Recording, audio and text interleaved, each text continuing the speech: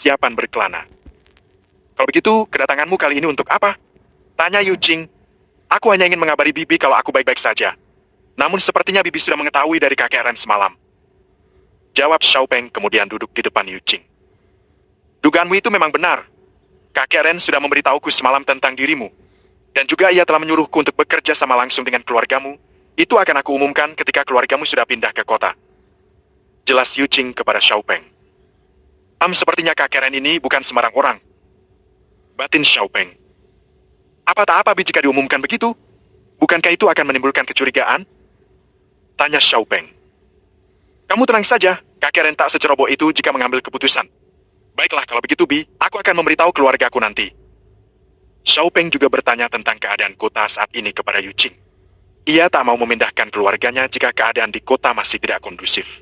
Tak lama kemudian datang Yuren ke ruang pribadinya Yu Jing. Hohoho, ternyata kamu menepati perkataanmu semalam. Kukira kamu masih istirahat setelah mengeluarkan teknik mematikanmu itu.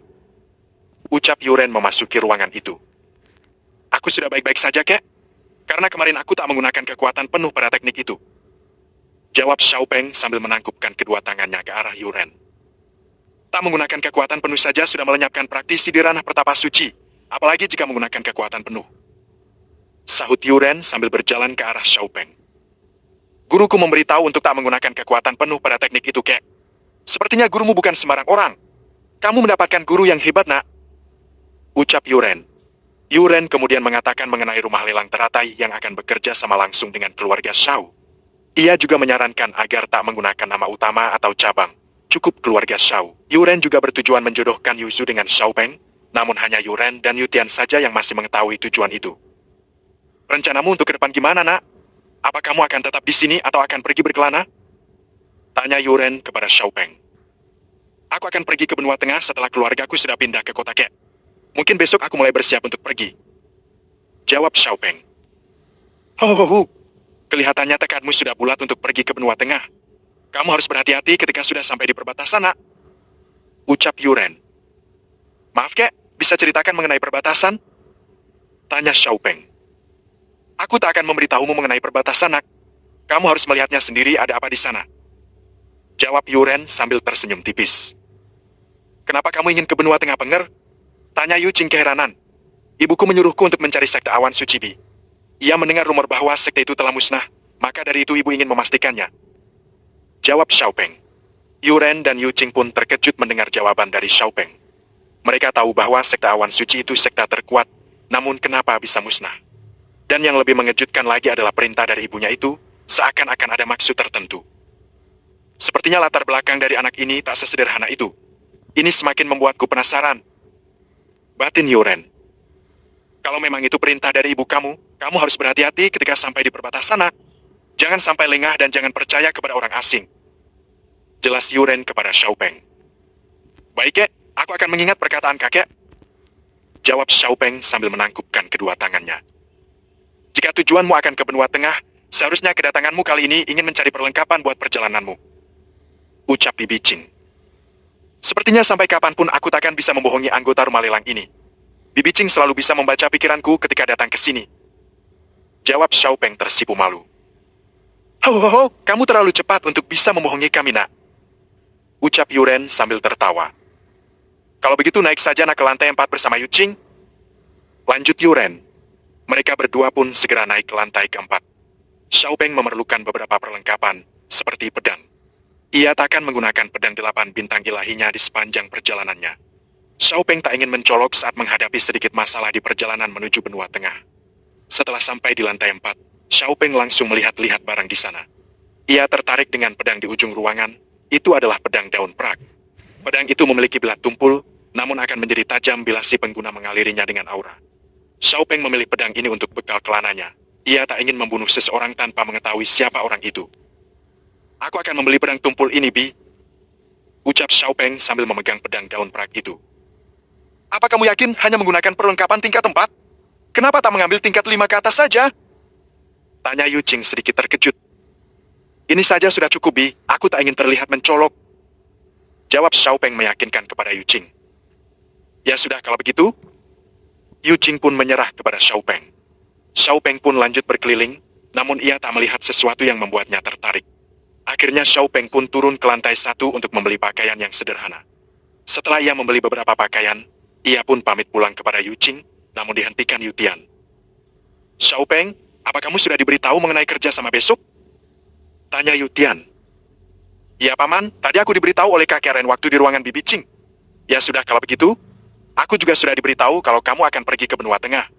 Kamu harus berhati-hati di perjalanan. Aku juga ingin kamu kembali ke benua timur dengan selamat. Ucap Yu Tian. Baik paman. Jawab Xiao Peng sambil menangkupkan kedua tangannya dan ia pun pamit.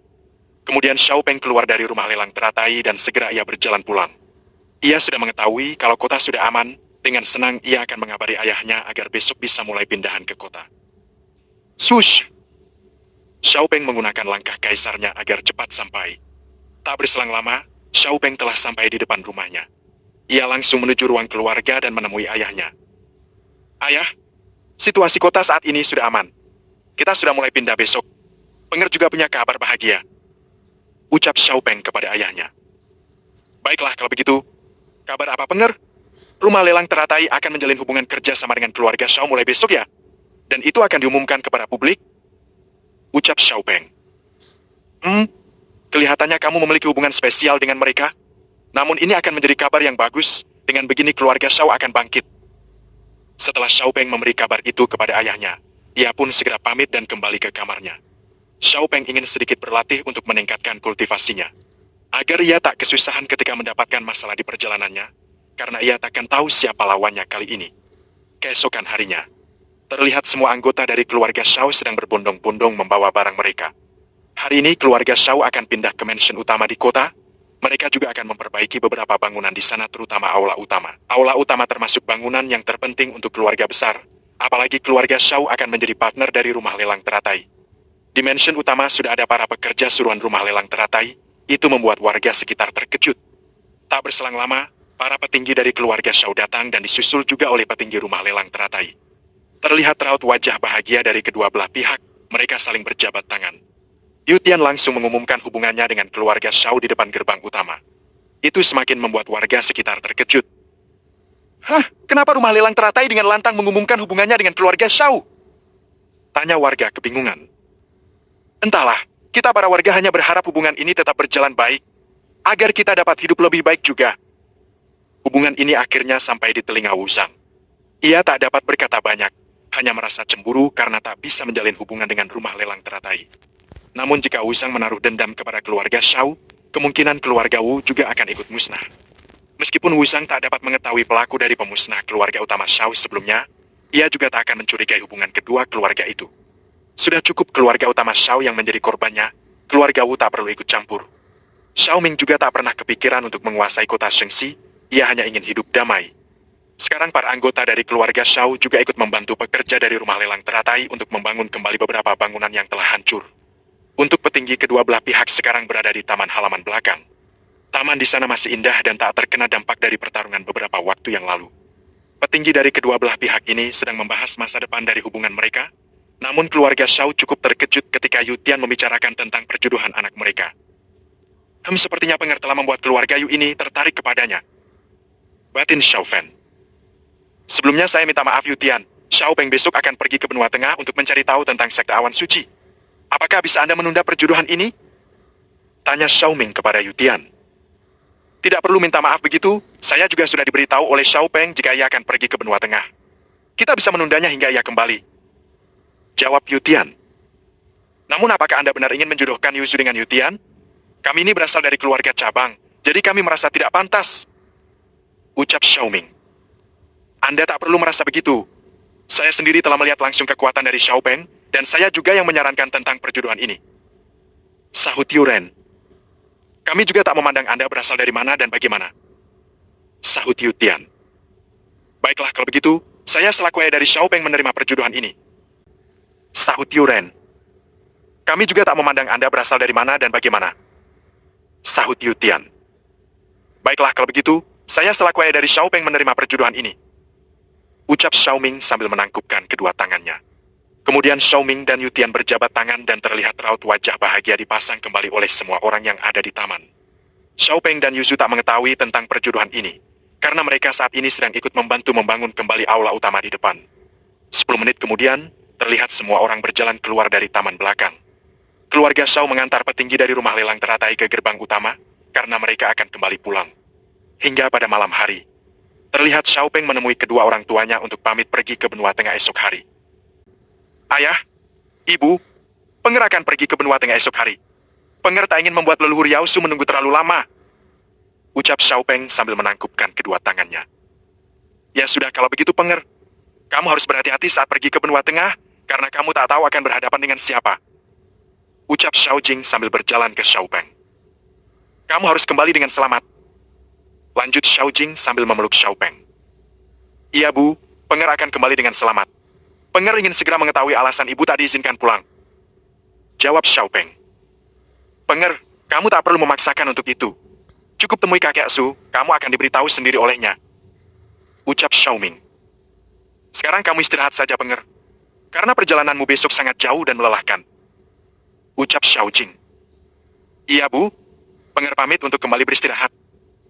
Ucap Xiao Peng sambil menangkupkan kedua tangannya dan segera meninggalkan kedua orang tuanya. Meskipun Xiao Ming dan Xiao Jing khawatir dengan perjalanan Xiao Peng, namun mereka juga tak bisa menghentikannya. Karena sebelumnya leluhur Yao Su sudah memintanya untuk datang ke sekte awan suci. Ditambah lagi ia telah menerima cincin penyimpanan berisi harta yang melimpah. Itu cukup untuk membuatnya semakin ingin pergi ke sana.